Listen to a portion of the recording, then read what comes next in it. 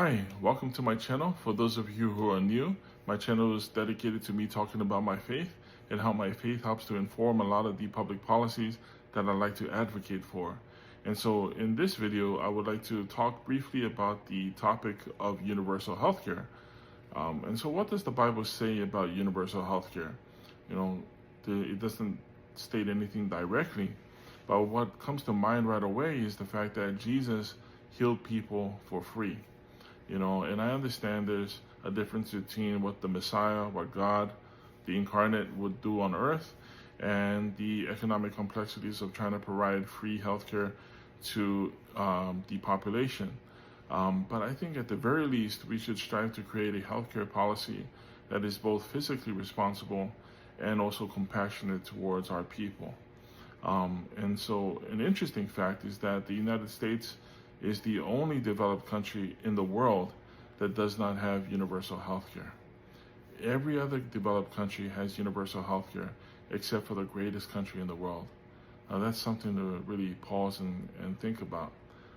Why is the greatest country not providing such a basic necessity to its population?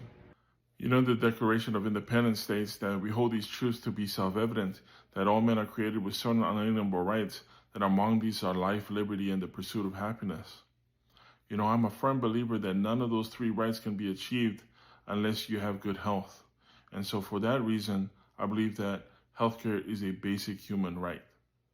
I also believe that no one in the greatest country in the world should go into debt just because they got sick.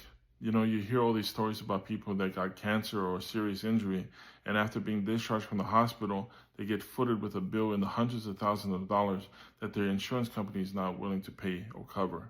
No one should incur debt just because they got sick, especially in the greatest country in the world.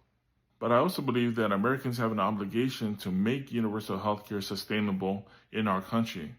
I believe that one of the main reasons why universal healthcare is sustainable in Europe or in Australia, for example, is that they have a healthier populace in comparison to what we have here in the United States.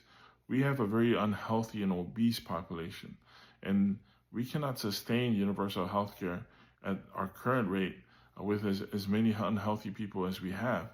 And so we need to change the way we live, the way that we eat, and our lifestyle if we're hoping to make universal healthcare sustainable in this country of over 250 million people.